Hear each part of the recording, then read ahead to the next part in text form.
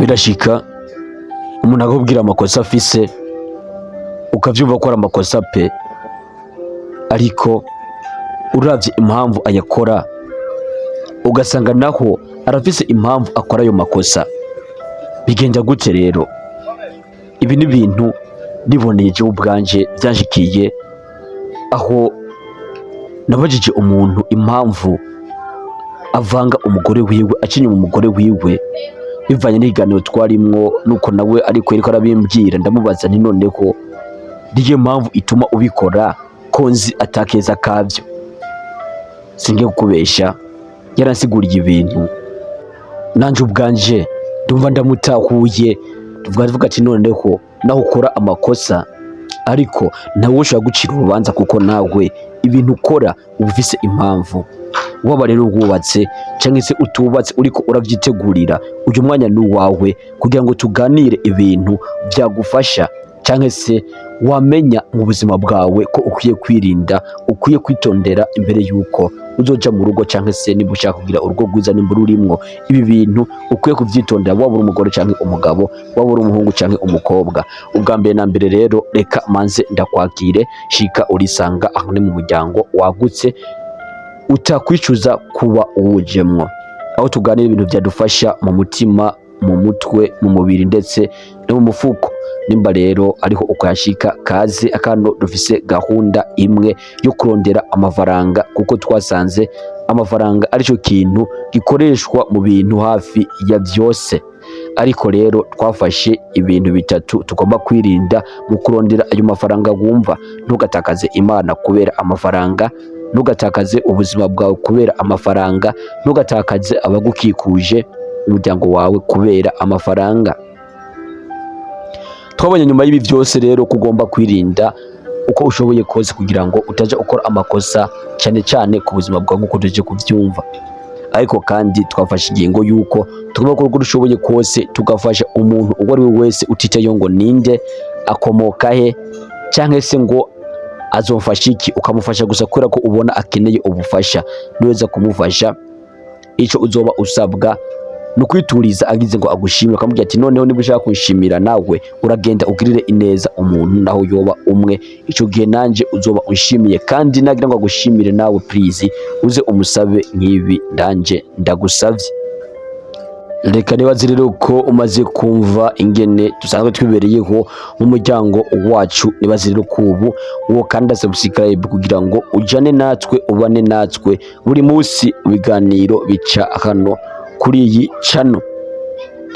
Uyu mugabo rero kuko turavuga ko uyu mugabo yarambariye ati mu buzima bwanje nimba ari kosa ntakora no kubana n'umugore umwe, kuko buriya ubanye n'umugore umwe nkubwira ibintu we yaravuga ati ibi ni ibintu nigejereje ko nigeze kubaho mbanye n'umugore wanje ntamuvanga, ntaja mu bandi bakobwa, ndetse ndibize gusa nawe n'ubuzima bwacu.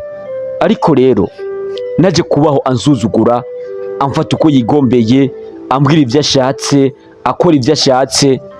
Ndabona neza yuko ubenga ivyo bintu ati atari vyo.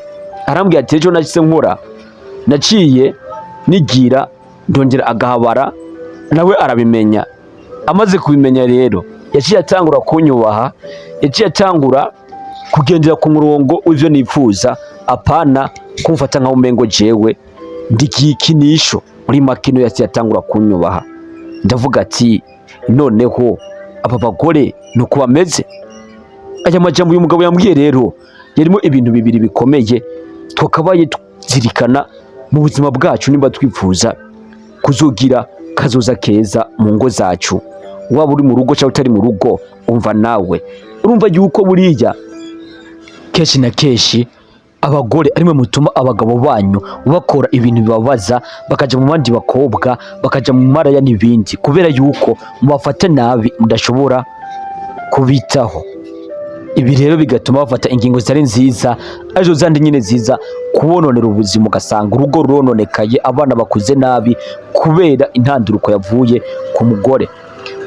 Ikibabaje rero uyu mugabo amaze kuja hanze akaja ku kandi gakobwa, agakobwa koko nayindi gahunda kazoba gafise atari kukononera urugo. icyo kazokora kazogereza uko gashoboye kose kamitseho udukeya, maze usange umugabo, ugasanga umugabo rero yamaze kwibagira n'ivyo mu rugo, ugasanga atawe gufata umugore nawe atanguye kumukubita. Ibi rero bikaba bizanye divorce n'ibindi vyama vyabaye mu mbane nyinshi zitandukanye, kuko uri umugore uzomuzanira pressure z'urugo, amuhabara wiwe nawe amuhekeya, amwiteho, amugirire massage n'ibindi. Uzosanga rero byose birangiye, ibintu bibaye nabi, urugo rusambutse mu nzira nk'izo. Vyakorwa gute rero? Uko vyakorwa nimbura umugore, gerageza kumenya agaciro kawe k'umugabo akiri impande yawe, ataratangura kuja kure na kure mu bandi bakobwa cyangwa mu bandi bagore, mu impamvu zatuma ataja muri izo ngeso mbi, ku buryo niyo yazijamwo uzoronka n'ingene usaba Imana, canke se uvuga ati noneho jewe ntaco ntakoze, umugabo wanje byananiranye. Ariko nubwo biri uko rero, ntibivuze yuko abagabo namwe mwagakwiye kuba mugendera ku byo mubonye ngo nuko umugore agufashe nabi ushobora kumukambura ugiye mu ngeso mbi, kuko nawe nyene ugenda mu ngeso mbi ngo nuko umugore agufashe nabi uzabononye kazoza kawe, ak'umuryango wawe ndetse n'akabazo gukomokaho, kubera yuko uyu muntu uzobugiye ko nawe azokenera ko amafaranga, usange ibintu byose kuracamwo niwe uhaye wizanira ingorane mu rugo, kuzana ingwara, ibiki n'ibindi mu rugo. Muri make nibibazo gusa. Rero uko vyagenda kose nawe umugore bagufashe nabi, simba mpanuye ngo mwabagabo ngo muce muja mu ngeso mbi nk'uko uyu mugabo yabikoze, ariko n'abagore namwe mumenye kwirinda kuzitira mutaronegwa, mugerageze muze murazitira mutaramara konegwa.